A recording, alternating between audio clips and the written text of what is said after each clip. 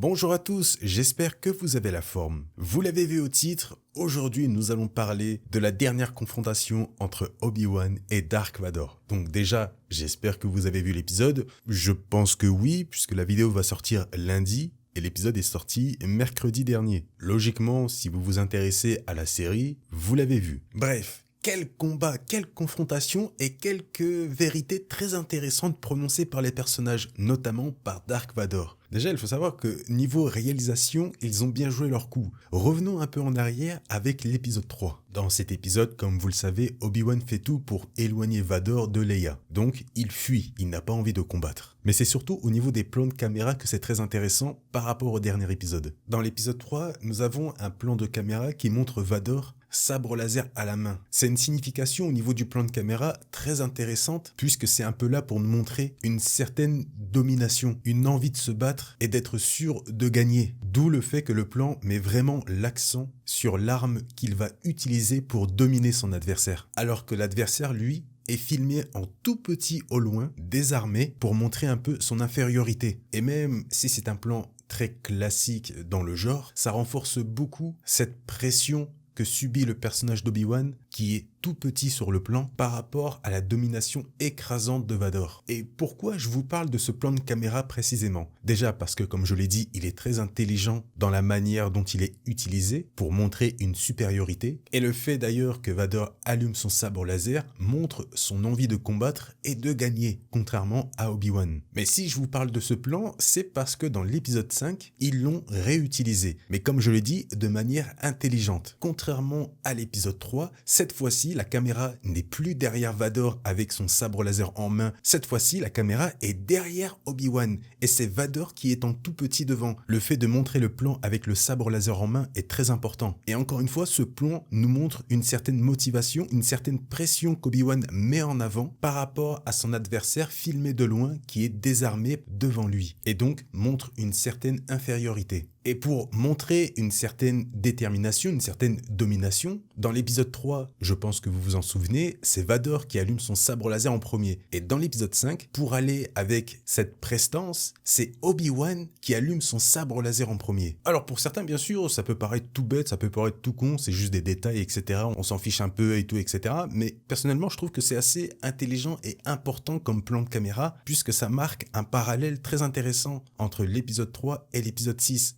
Entre la peur et le courage, ce qui permet d'ailleurs de mettre en avant aussi l'évolution psychologique d'Obi-Wan. Auparavant, il avait peur de Vador, mais surtout peur de l'affronter, alors que dans l'épisode 6 maintenant, il est motivé à l'affronter, à un tel point qu'il est le premier à sortir son sabre laser et être en position de combat. C'est d'ailleurs une chose similaire que vous pouvez retrouver dans l'épisode 3 de la saga. Obi-Wan est motivé par son devoir en tant que Jedi d'éliminer les Sith. Et pour cela, c'est lui qui sort son sabre laser en premier et se met en position. Parce que c'est son devoir. Exactement comme dans l'épisode 6 de la série. Il doit faire ce qui doit être fait. Vous voyez, tous ces parallèles, c'est des choses très intéressantes, je trouve. Un plan peut suffire à nous expliquer une scène dans son ensemble et la psychologie de chaque personnage. Et c'est pour ça que je voulais vraiment vous parler de ce parallèle très intéressant entre l'épisode 3 de la série et l'épisode 6 de la série. Pour parler un peu de la chorégraphie, là aussi, il y a des choses très intéressantes, notamment des mouvements qui font écho directement aux mouvements qu'ils ont utilisés dans le flashback. Il y a notamment ce fameux mouvement où ils sont dos à dos et ensuite ils se frappent à gauche et à droite et Obi-Wan esquive par le dessous. Ce sont des mouvements qu'on peut retrouver dans l'épisode 5 lors des flashbacks et dans l'épisode 6 lors de leur combat. Et d'ailleurs, ce n'est pas le seul écho que le flashback met en avant par rapport à un autre combat. Bon, là, ça n'a rien à voir avec le dernier épisode de la série, mais on va plutôt rapidement parler de l'épisode 6, le combat contre Luke et Vador. Vous vous souvenez tous des fameux coups de marteau que Luke met à Vador pour le terminer à la fin de l'épisode 6. C'est assez ironique de savoir qu'Anakin fait exactement la même chose à Obi-Wan dans le flashback. Mais bon, de toute façon, le flashback de l'épisode 2 fait beaucoup de références à l'épisode 3 de la saga au niveau de certains mouvements et certaines choses que disent les personnages et à d'autres éléments, comme notamment l'épisode 6 de la série avec certains mouvements. Il y a d'ailleurs un mouvement qui fait à mes yeux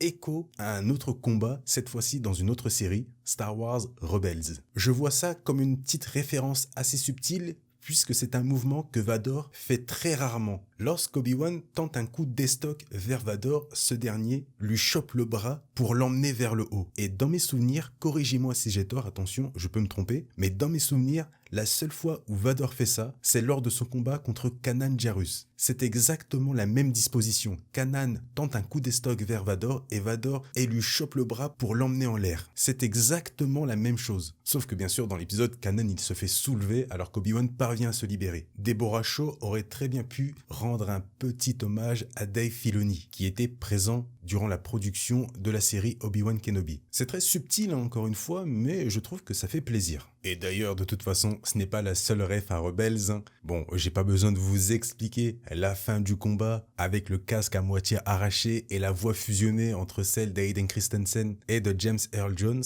Là, je pense que c'est très flagrant et que je ne vous apprends rien. Par contre, ce qui est très intéressant, ce sont les paroles de Vador à Obi-Wan. Obi-Wan, naturellement, s'excuse auprès d'Anakin par rapport à son échec en le voyant, mais ce que Vador répond est très fort émotionnellement et très intéressant. « Je ne suis pas ton échec, Obi-Wan. Ce n'est pas toi qui as tué Anakin. C'est moi. » C'est très intéressant comme je l'ai dit parce qu'on pourrait croire qu'indirectement, Vador pardonne Obi-Wan. Mais vous savez, moi je suis chiant et je n'ai absolument pas vu ça. J'ai vu tout le contraire. J'ai vu du pur Vador. C'est clairement à mes yeux une phrase non pas pour rassurer ou pardonner Obi-Wan, mais plutôt se vanter de ses actions passées. Dire que c'est lui qui a tué Anakin montre qu'il assume entièrement ce qu'il a fait. D'ailleurs, je ne sais pas si vous l'avez remarqué, mais lorsqu'il dit ça, Vador sourit d'une manière très diabolique. On peut vraiment voir une partie de son rictus. Tout ça pour vraiment montrer qu'il assume et ne regrette pas ce qu'il a fait auparavant pour en arriver là. Il dit d'ailleurs une chose similaire dans Rebels. Anakin Skywalker était faible, je l'ai donc détruit. Donc ça montre bien qu'il ne dit pas ça pour apaiser Obi-Wan, pour le pardonner, puisqu'il le dit en face d'autres personnages. Et surtout, le petit sourire qu'il a lorsqu'il dit ça, pour moi, ça veut tout dire. Ce que dit Vador, c'est du pur Vador. Anakin Skywalker est mort. D'ailleurs, cette phrase se marie parfaitement bien avec celle d'Obi-Wan dans l'épisode 4. Lorsqu'il explique le destin tragique d'Anakin, il dit « Ton père lui aussi a été massacré de sa main ». Et symboliquement, il n'avait pas tort, puisque c'est ce que Vador lui a dit. Et dans l'épisode 6, il en remet une couche en disant que c'est vrai d'un certain point de vue. L'épisode 6 de la série a parfaitement réussi à faire une connexion entre l'épisode 4 de la saga et l'épisode 6 de la saga. Assez fort quand même. Voilà pour cette superbe confrontation. Alors bien sûr, je n'ai pas relevé les choses les plus évidentes par rapport à ce combat et même l'épisode en général, notamment le fameux jeu de lumière qu'il y a entre Vador et Obi-Wan. Vous n'avez pas besoin de moi, je pense, pour ce genre de choses. Pareil pour 2-3 bricoles en plus. J'ai vraiment essayé de faire une petite analyse à ma sauce, sans trop aller dans les détails, etc.